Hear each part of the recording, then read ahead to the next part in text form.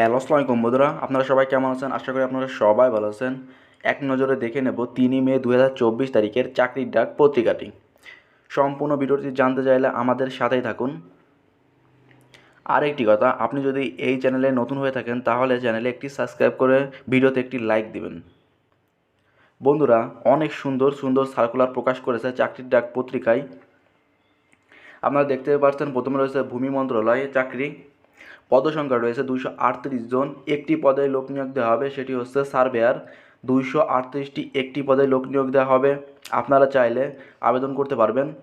Survey ইনস্টিটিউটে 4 বছর মেয়াদি ডিপ্লোমা ইন ইঞ্জিনিয়ারিং সার্ভেয়িং পরীক্ষায় উত্তীর্ণ থাকতে হবে, তবে আপনি আবেদন করতে পারবেন এই পদে।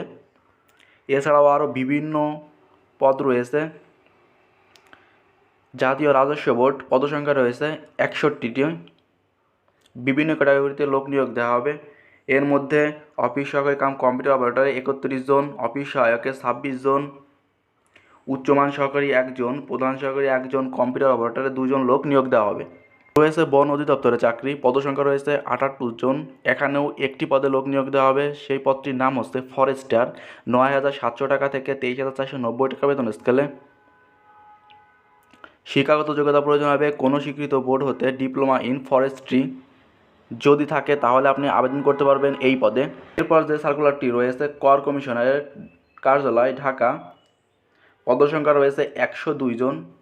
বন্ধুরা, বিভিন্ন ক্যাটাগরিতে লোক নিয়োগ দেওয়া হবে। আপনারা সার্কুলারটি দেখে বুঝে আবেদন করে নেবেন। সিভিল সার্জনের কার্যালয় পদসংখ্যা রয়েছে 155 জন। সিভিল সার্জন কার্যালয় ঝিনাইদহ। এই পদে শুধুমাত্র ঝিনাইদহ জেলার স্থায়ী বাসিন্দারা আবেদন করতে পারবেন, অন্য কোনো জেলার আবেদন করার সুযোগ নেই। অনেক সুন্দর একটি সার্কুলার বাংলাদেশ পুলিশ। পদসংখ্যা রয়েছে 45 জন। এখানে আবেদন করার জন্য আপনার কোনো উচ্চতার প্রয়োজন হবে না, শুধুমাত্র এসএসসি এইচএসসি পাস হলে আবেদন করতে পারবেন স্পেশাল ব্রাঞ্চে।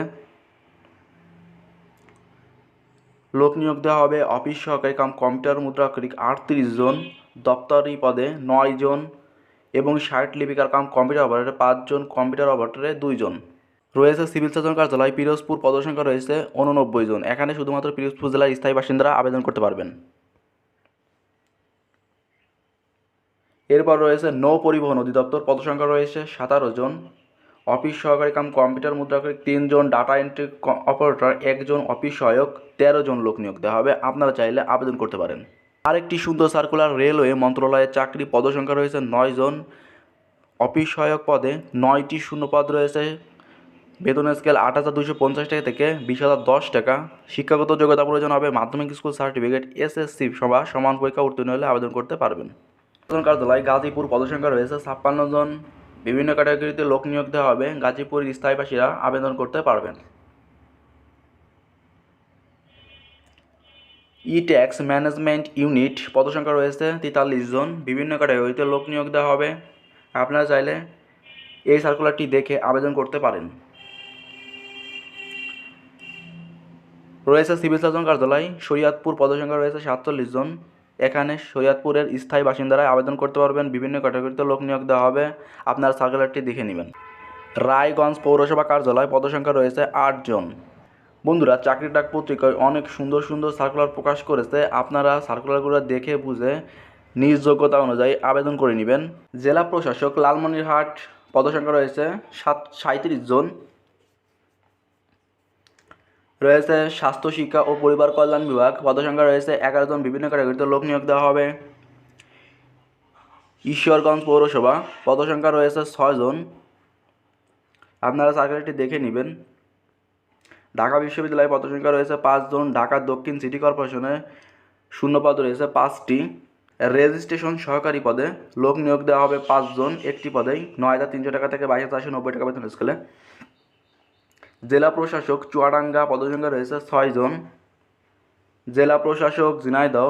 6টি পদে লোক নিয়োগ দেওয়া হবে। শাহজালাল বিজ্ঞান ও প্রযুক্তি বিশ্ববিদ্যালয়। পদসংখ্যা রয়েছে 4 জন। এছাড়াও মধুমতি ব্যাংক পিএলসি। পদসংখ্যা রয়েছে 60 জন।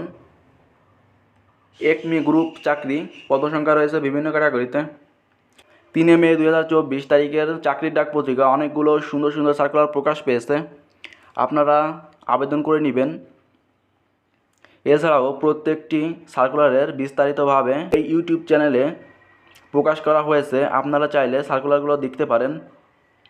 নিত্য নতুন সরকারি চাকরির আপডেট পেতে আমাদের চ্যানেলটি সাবস্ক্রাইব করে আমাদের সাথেই থাকবেন। ধন্যবাদ।